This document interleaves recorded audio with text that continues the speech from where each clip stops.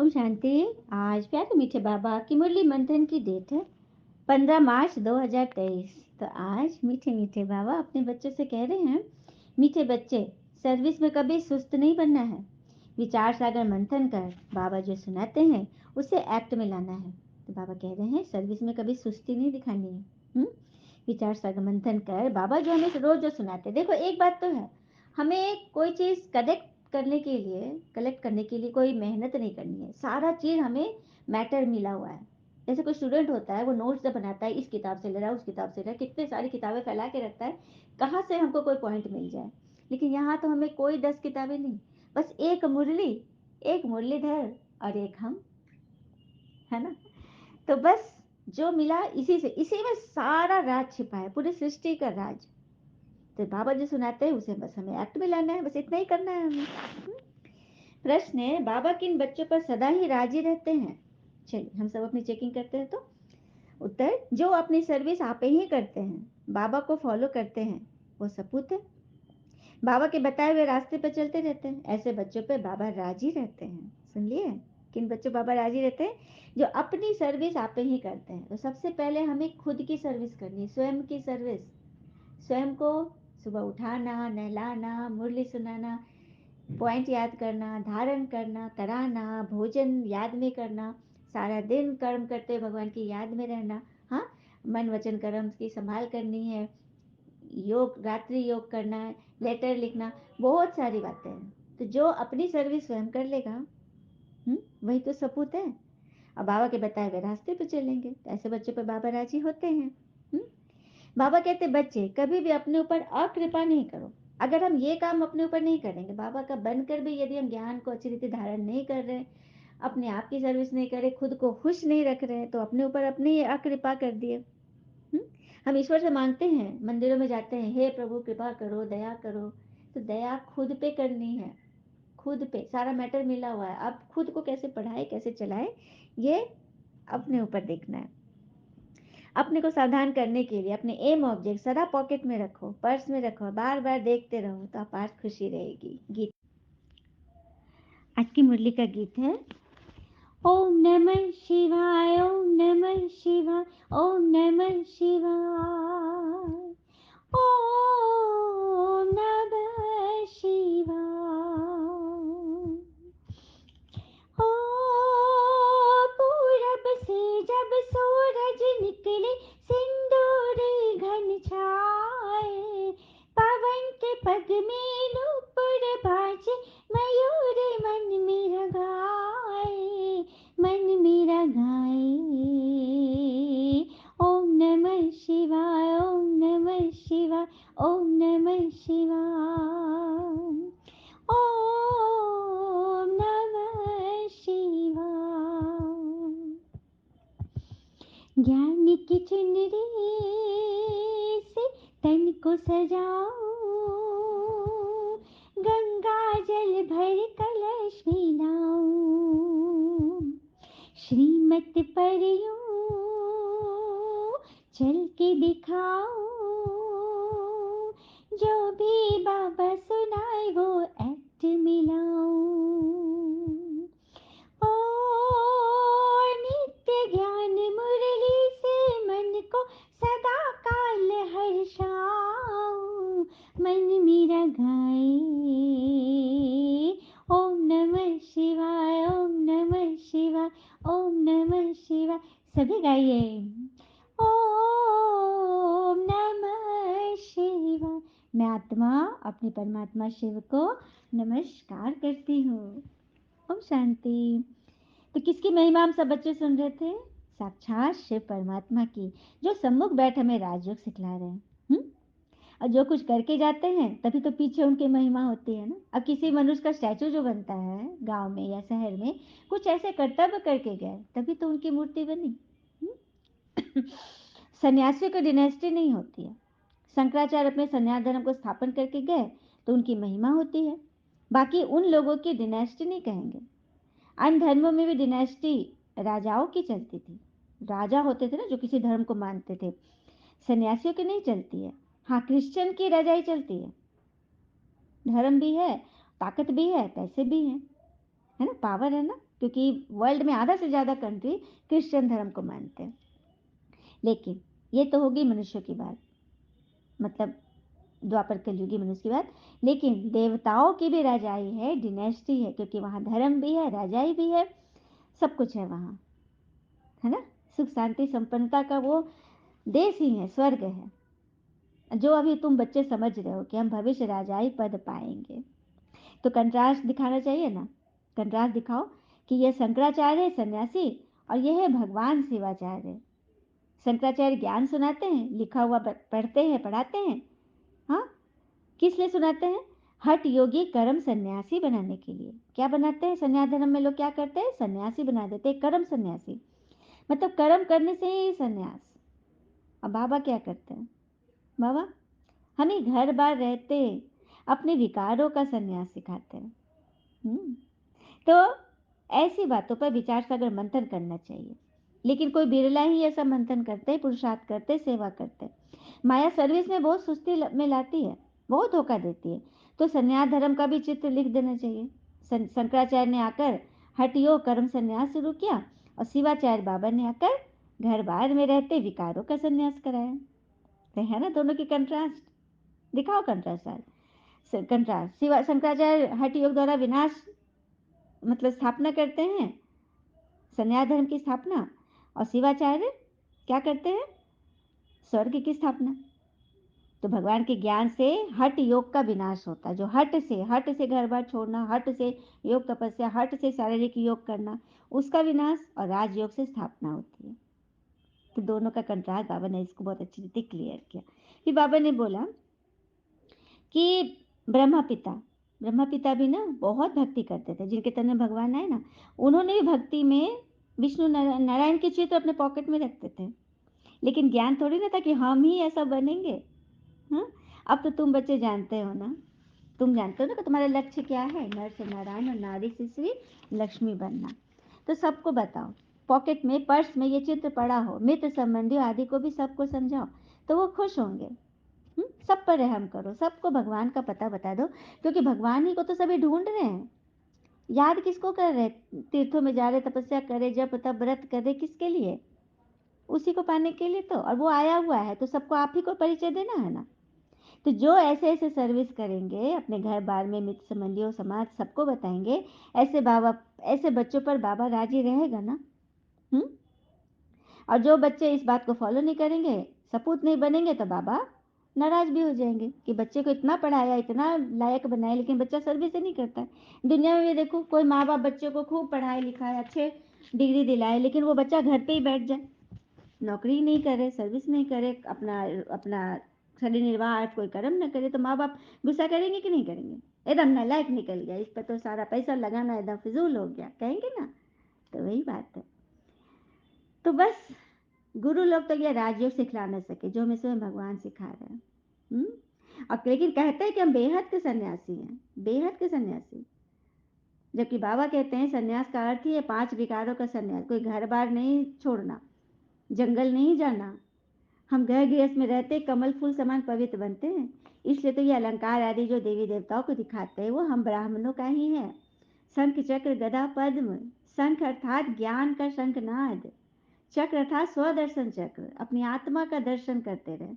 मैं आत्मा, सामने वाली आत्मा, ड्रामा, सब कुछ एज इट इज, कुछ भी नया नहीं है, सब पुराना है। हमने पहले भी पार किया था, हम विजयी बने थे। परिस्थिति हमें गिराने नहीं, उठाने आती है। हाँ, हैमर पड़ रहा है अर्थात हम मूर्ति बन रहे हैं। तो ये सब चीज़ जो ज्ञान के पॉइंट है ना, इन सब चीज़ से हमको अलंकारी हम रहते हैं। हाँ, बाबा के डायरेक्शन पर अमल करना है तो खुशी बहुत होगी, बहुत खुशी होगी। बाबा कहते हैं मैं तुमको ऐसे कर्म सिखलाता हूँ जो तुम्हें कभी कर्म कूटना न पड़ेगा। मैं तुम सबको लेके जाता हूँ। हाँ, सबको सर्विस में मदद मिलेगी, खुशी का पारा चढ़ेगा। बाबा युक्तियाँ तो बहुत बताते हैं, बड़े चित्र भी बनाए, सेंटर पे तुम रख सकते हो। मैंने बाबा सर्विस की युक्तियाँ बताते रहते, ऐसा नहीं कि बाबा कहते थे तुम लोग सब करो, मैं कुछ नहीं बताऊंगा। बाबा हर दिन हमें नया नया डायरेक्शन देते हैं, फॉलो करना तो हमारे लिए है ना। फिर बाबा ने कहा तुम बच्चे जान गए हो कि पुरानी दुनिया अब खत्म होने वाली है। जबकि ये ख्याल और किसी की बुद्धि में नहीं होते। मनुष्य तो समझते ही नहीं है। मनुष्य क्या समझते हैं पता है? कलयुग अभी बच्चा है। क्या कहते हैं? कलयुग अभी बच्चा है। जबकि भगवान शिवाचार्य क्या कह रहे हैं? शिवाचार्य कहते हैं बच्चा नहीं है, बस थोड़ा सा बचा हुआ है, कर ले तैयारी, क्योंकि एग्जाम का समय नजदीक आ गया है। हम्म? बाबा मनुष्य देवता बना रहे हैं। देवताओं में दैवी गुण होते हैं ना, तो संस्कार यही भरने हैं। और उसी भरने से, संस्कार भरने से अपने जन्म जन्मांतर के पाप भी योग बल से भस्म करते हो। दुनिया को तो इन बातों को पता ही नहीं। हाँ, कि तुम वन वन से वन वन वन संवत में जा रहे हो। सबसे नंबर वन सृष्टि चक्र का जो स्टार्टिंग है, वन वन वन, उसमें पहुंच रहे हो तुम सतयुग में। हम्म? तो बाबा हमको कितना ऊंचे ले जाते हैं। बाबा बच्चों को अपने से ऊंचा ले जाते हैं, इसलिए तो बाबा पहले नमस्ते करते हैं। हम मीठे मीठे सीख रहे थे, बच्चों में क्या पढ़ते हैं? बाबा की नमस्ते। फिर हम बोलते हैं, हम रूहानी बच्चों की बाप दादा को याद प्यार नमस्ते। पहले बाबा नमस्ते करते हैं ना। भगवान, क्या बात है। ज्ञान सूर्य, ज्ञान चंद्रमा, ज्ञान लकी सितारे। तो तुम लकी सितारे हो। तो ज्ञान सूर्य हो गए शिव बाबा, ज्ञान चंद्रमा हो गए ब्रह्मा बाबा, और हम सब क्या हो गए? लकी सितारे। इसलिए ज्ञान सूर्य और चंद्र तो एक ही हैं पूरी सृष्टि में, नक्षत्र में, अंतरिक्ष में। लेकिन ज्ञान तारे अनेकानेक हैं। तो बनना है ना सबको वही। तो अभी तुम समझ रहे हो ना कि तुम कितने पद्म पदम भाग्यशाली बच्चे हो। देवताओं के पाँव में पद्म दिखाते हैं ना। पद्मपति बनना ही है तुम्हें। पद्मपति का ही नाम वाला है। और भगवान कहते हैं कि करोड़पति तो आते नहीं, गरीब साधारण ही आते हैं पद्मपति बनने। इसलिए तो बाबा को भी गरीब निवाज दीनानाथ कहते हैं ना। दीनों का नाथ है, गरीबों का मसीहा, गरीबों का पिता। तो दूसरे को भी ऐसा समझाने में तुम कितनी मेहनत करते हो। आगे चलकर अच्छी रीति समझते जाएंगे, पर तुम अब मेहनत कर रहे हो, आगे चलकर सब समझेंगे। ड्रामा की टिक टिक तो चलती रहती, क्योंकि समय किसी के लिए नहीं रुकता है। समय तो निरंतर चलता रहता है। और कहते हैं ना, ईश्वर पे जो लोग डाल देते हैं कि ईश्वर ने किसी गोरा बनाया, काला बनाया, सुंदर बनाया, अमीर बनाया, ईश्वर ने बनाया, लोग ऐसा कहते हैं। लेकिन जबकि ये सब कुछ अपने कर्म के अनुसार मिलता है।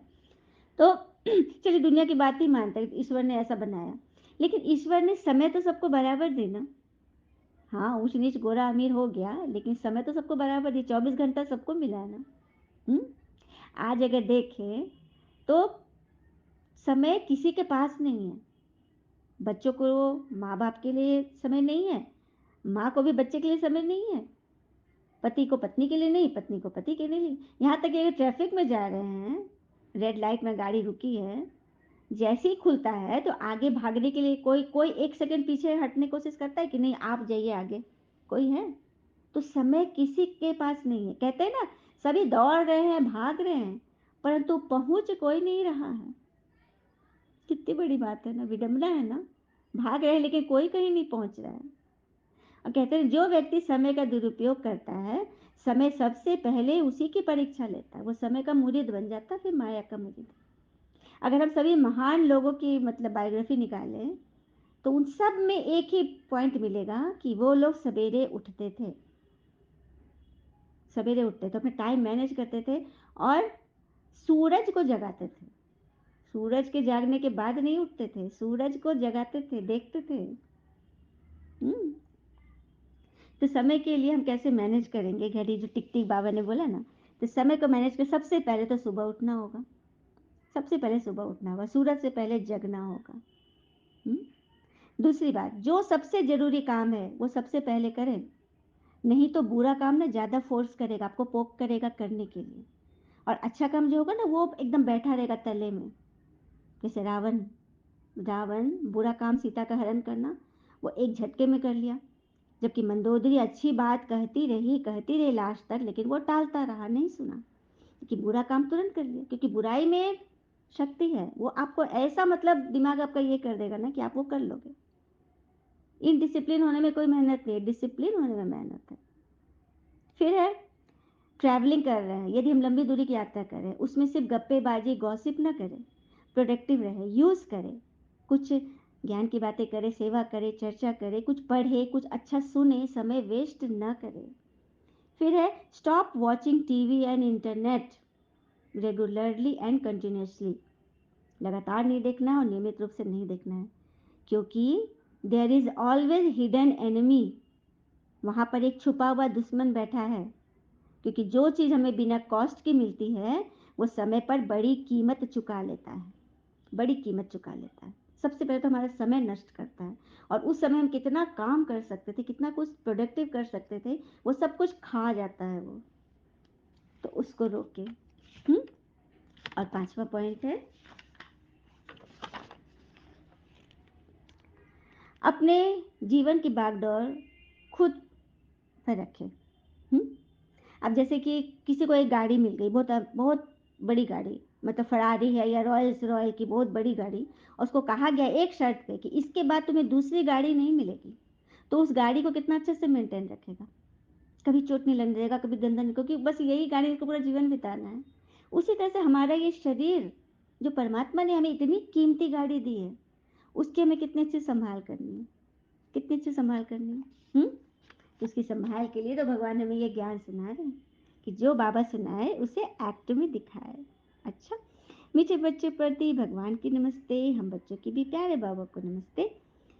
नहाने के लिए मुख्य सार, पहले पॉइंट, अपना मिजाज टेम्पर बहुत स्वीट बनाना है, बहुत मीठा, कोई कुछ भी बोले लेकिन हम हलचल में नहीं आए। श्रीमत पर पिता समान प्यारा बन, स्वयं को गुलगुल बनाए, गुलगुल अर्थात फूल, एकदम प्यारा मीठा कोमल फूल बना दे। तो बनाने के लिए श्रीमत ही एकमात्र उपाय है जो हमें फूल बना देगा। दूसरी पॉइंट, अपने ऊपर आप ही कृपा करनी है, अपने को सावधान करने के लिए एम ऑब्जेक्ट को सामने रखना, बाबा ने बोला ना, चित्र रखो सामने, फोटो रखो, ताकि नजर जाए और ध्यान तुरंत खिंच जाए कि नहीं नहीं नहीं हम क्या कर रहे हैं। वापस मित्र समझने पर भी रहम करना, अर्थात उन्हें भी भगवान का परिचय देना है। वरदान, तीर्थ स्थान की स्मृति द्वारा सर्व पापों से मुक्त होने वाले पुण्य आत्मा भव। तीर्थ स्थान की स्मृति द्वारा सर्व पापों से मुक्त होने वाले पुण्य आत्मा भव। मधुबन महान तीर्थ है। भक्ति मार्ग में मानते हैं कि तीर्थ स्थान पर जाने से पाप खत्म हो जाते हैं, लेकिन इसका प्रैक्टिकल अनुभव तुम बच्चे अभी करते हो। क्या बात है, भक्ति मार्ग में ये है, मंदिर जाओ, बड़ा नामी ग्रामी तीर्थ स्थान पे जाओ तो वहाँ पाप कट जाते हैं, तो उसका प्रैक्टिकल अभी हम क्या कर रहे हैं कि आबू मधुबन के इस महान तीर्थ पर आने से तुम पुण्य आत्मा बन जाते हो, क्योंकि यह तीर्थ स्थान ही की स्मृति अनेक समस्याओं से पार करा देती, क्योंकि वहां हमें भगवान की मुरली सुनने को मिलती है, जो हमारी आत्मा सुनती है, और वो उस अनुसार एक्ट करती है और अपने जीवन को एकदम खुशनुमा बना देती है। यह स्मृति भी एक ताबीज का काम करती है, यह स्मृति एक ताबीज का काम करती है, जिससे माया के भूत दूर भागते हैं। तो है ना, इस तीर्थ से हमारी आत्मा का कल्याण हो गया। हुँ? सुख शांति के झूले में फिर झूलने लगेंगे। तो ये धरनी पर आना ही बहुत बड़ा भाग्य है। तो सभी आत्मा गए हैं मधुबन, जिसको मौका अभी तक नहीं मिला है आप जरूर जाए, जब तक जीवन है एक बार वहाँ का दर्शन जरूर कर ले, क्योंकि आबू तीर्थ तीर्थों में महान तीर्थ है। और जगह तीर्थ में तो हम फोटो मूर्ति, पत्थर की मूर्ति, मतलब वाइब्रेशन, मतलब मंदिर देखने जाते हैं, लेकिन यहाँ साक्षात परमात्मा एक साकार तन के द्वारा हमें पढ़ाते हैं, हमसे मिलते हैं, हमें दृष्टि देते हैं, हमारी विशेष पूरी करते हैं। स्लोगन, रमता योगी बनना है तो नॉलेज और अनुभव की डबल अथॉरिटी वाले बनो। कल था डबल लाइट बनो, आज है डबल अथॉरिटी वाले बनो। तो रमता योगी बहता पानी, ऐसा बन जाओ जैसे बहता पानी कभी गंदा नहीं होता। आज एक जगह पे पानी में, बहते नदी में हमने अपने गंदे हाथ धोए, हाँ, दोबारा जब धोने जाओगे तो वहां साफ पानी मिलेगा, वो गंदा पानी तो बह गया। उसी तरह से जमा हुआ पानी बन जाएंगे, किसी बात के तह में घुस जाएंगे तो उसमें कीड़े पनपेंगे, व्यर्थ के कीड़े, जो हमें नुकसान करेगा। तो बहता जोगी, रमता जोगी, बहता पानी बन जाओ तो डबल अथॉरिटी वाले बन जाएंगे। डबल अथॉरिटी अर्थात इस संसार के तीनों लोगों की अथॉरिटी, तन मन धन सब के हम मालिक बन जाएंगे। अच्छा, ओम शांति। शुक्र मीठे बाबा, बाबा के प्यारे प्यारे बच्चे, आप सबका दिन सदैव शुभ हो। ओम शांति।